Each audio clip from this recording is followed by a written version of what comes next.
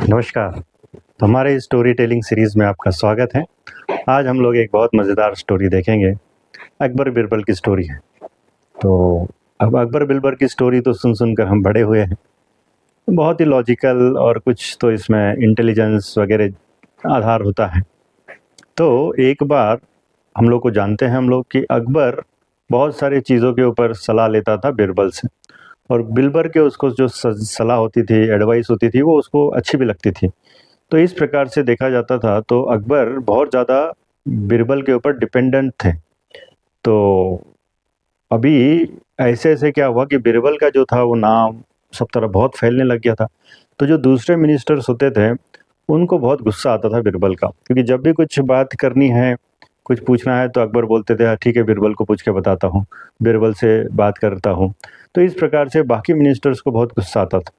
तो वो सोचते थे क्या करें, क्या करें, क्या करें? तो एक बार कोई तो दाढ़ी कटिंग करने के लिए किसी बार्बर की दुकान पे गए, तो जो नाई था, वो बोला, भई आप मिनिस्टर लोग सारे इतने दुखी, इतने परेशान, तो बोले ये जो बिरबल का इतना नाम, इतना अकबर को पूरा कब्ज़े में करके रखा है। ऑलमोस्ट ऐसे होता है कि जैसे पूरा राज्य वो ही चला रहा है।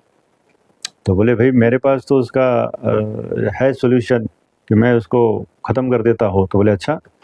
तो फिर वो जो सारे जो मिनिस्टर्स थे, उन्होंने कहा कि देखो भई, अगर तुम ये काम कर सकते हो, तो ये देखिए तुम्हारी दुकान जो है, इसको तो हम बढ़िया करा देंगे, और यहाँ तक कि हम अपना जो महीने का सैलरी होता है, मिनिस्टर्स को सैलरी मिलता था, तो पूरे साल भर का सैलरी हम तुझे दे देंगे। तो ये सोचा कि भाई इतना पैसा? तो बोले ठीक है, बोले तो आप मेरे ऊपर छोड़ दीजिए। तो वो जो नाई था, वो बहुत फेमस नाई था। वही नाई होता था जो अकबर के यहाँ पर भी उसकी शेविंग करने या उसकी और हेयर कटिंग करने के लिए जाता था। तो इस बार जब वो नाई अकबर के पास में गया, तो वो बता रहा था कि भाई देखो, तुम्हारे बाल कितने अच्छे हैं अकबर के। तुम्हारे पिताजी के भी बाल ऐसे ही होते थे, क्योंकि उनका भी शेविंग, उनका भी हेयर कटिंग मैं ही करता था। तो अकबर थोड़ा ये हुआ, बोले और बताइए पिताजी के बारे में। तो बोले पिताजी का ऐसे बहुत सारी इच्छाएँ होती थी कि जहाँ पर समाज की सेवा हो, ये हो, वो हो। इस प्रकार से वो जो बार्बर था, नाई था, वो बताने लग गया। तो अकबर सुनते गया, तो उसने वो बार्बर ने क्या किया, अकबर से पूछ लिया कि भई तुमको मालूम है कि नहीं कि तुम्हारे जो पूर्वज है, पिताजी है और भी है, वो स्वर्ग में ठीक है क्या? उनको कोई परेशानी वगैरह तो नहीं है? तो ये जो अकबर था, वो बोले तुम पागल तो नहीं हो गए? बोले मेरे पिताजी या और भी जो बाकी पूर्वज हैं, एंसेस्टर्स हैं, वो अभी कोई रहा नहीं है, वो सारे चले गए हैं।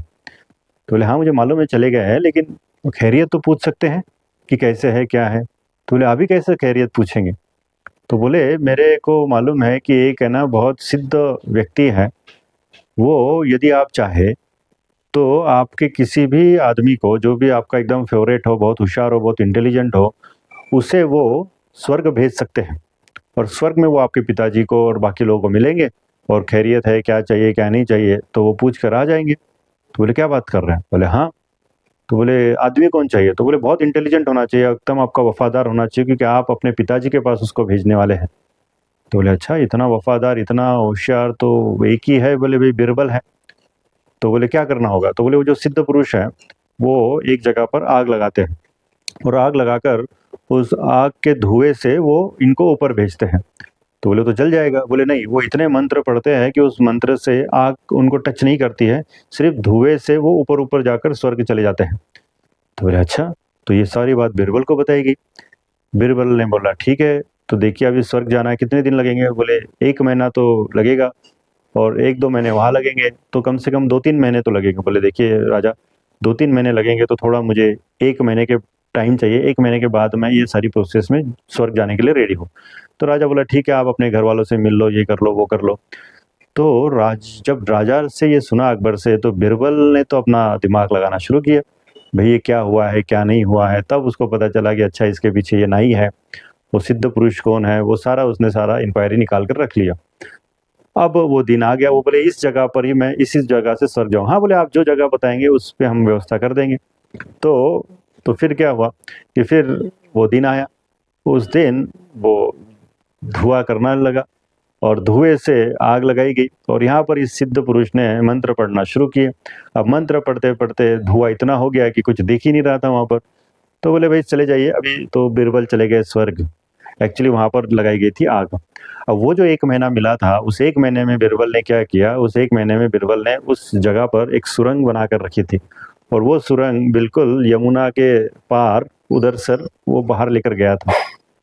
तो फिर अभी क्या हुआ है कि अभी जब आग लगी है तो वो बीरबल तो अपनी सुरंग से निकल चुका है।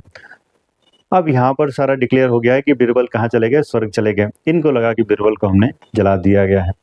तो इस प्रकार से फिर 3-4 महीने के बाद में बीरबल वापस आए। अब उनकी दाढ़ी-वाड़ी सब बड़ी थी, सबको शॉक हो गया, भई बीरबल आया कहाँ से है? तो अकबर के सामने आए, बोले अकबर राजा प्रणाम, जो भी है। तो बोले मिलकर आए? हाँ, बोले मिलकर आए। तो बोले कैसा है? बहुत खैरियत है, बोले बहुत सुकून से रह रहे हैं, बोले बिल्कुल खाने-पीने का कोई टेंशन नहीं है, बिल्कुल सब कुछ चल रहा है। तो बोले क्या चाहिए उनको? वो बोले स्वर्ग में सारी फैसिलिटीज़ है बोले, लेकिन वहाँ पर है ना अच्छा नाई नहीं है बोले। तो वो बोल रहे हैं कि उनको एक नाई चाहिए। तो बोले हाँ, हाँ, हम भेजेंगे ना नाई यहाँ से। तो बोले कौन? तो बोले वही जो जिसने तुमको भेजा था। बोले हाँ, देखिए मेरी भी कितनी दाढ़ी बढ़ गई है बोले, क्योंकि वहाँ पर सब कुछ था, खाने-पीने सब कुछ था, बट मेरे पास में वहाँ नाई नहीं था, तो मेरी भी दाढ़ी इतनी बड़ी है। फिर नाई को बुलाया गया कि बोले आपको है ना हमारे पिताजी ने ऊपर बुलाया है, आपको जाना पड़ेगा। तो बोले अरे मैं क्यों? तो बोले हाँ, वो सिद्ध पुरुष को बुलाइए। अरे बोले कोई सिद्ध पुरुष नहीं है। बोले हाँ, है ना, बोले जिसने बीरबल को भेजा था, बीरबल देखो जाकर आया है। तो फिर तो ये जो बार्बर था, ये नाई था, इसको तो समझ में आ गया। तब फिर उसने सारी हकीकत बताई, सब कुछ बताया और फिर उसको जो सज़ा हुई वो हुई। तो हम लोग इस स्टोरी से क्या सीखते हैं? इस स्टोरी से हम ये सीखते हैं कि जब भी हमारे अंदर दूसरों के प्रति द्वेष आता है, दूसरों की तरक्की को देखकर जब हमारे को बहुत ज़्यादा जेलसी फ़ील होती है, तो सबसे बड़ा नुकसान हमारा ही होता है। अभी क्या हुआ है कि यहाँ पर जैसे मिनिस्टर्स के द्वारा ये जो कांड हुआ है, तो हम लोग देख सकते हैं कि सिंपल किसी के पास कोई पेन होता है, कोई पेंसिल होती है, किसी के पास कोई अच्छी चीज़ होती है, उसको देखकर हमारे अंदर जेलसी आती है। किसी का घर देखकर, किसी की नौकरी देखकर, किसी का इंटेलिजेंस देखकर, किसी की अच्छी हैंडराइटिंग देखकर, किसी के मार्क्स देखकर हमको बहुत जेलसी होती है। तो यदि किसी के मार्क्स अच्छे आए हैं, किसी ने बहुत अच्छा स्पीच दिया है, किसी ने बहुत अच्छा इंटेलिजेंस दिया है, कोई बहुत ज़्यादा खुश है, तो हमारी खुशी कम हो जाती है, राइट? तो हमें देखना चाहिए, अपने आप में झाँक कर देखना चाहिए कि अगर कोई व्यक्ति बहुत अच्छी मेहनत कर रहा है, कोई बहुत खुश है, कोई बहुत अच्छा इंटेलिजेंस है, उसको देखकर अगर हमारे को अंदर कुछ खुशी नहीं हो रही है, तो समझ जाना चाहिए कि हम उस व्यक्ति के प्रति द्वेष करते हैं। तो ये जो द्वेष होता है, ये हम ही अपने आप में लेकर हमें ही डूब लेता है। तो इस स्टोरी से ये बहुत मज़ेदार लर्निंग हम सीखते हैं। धन्यवाद।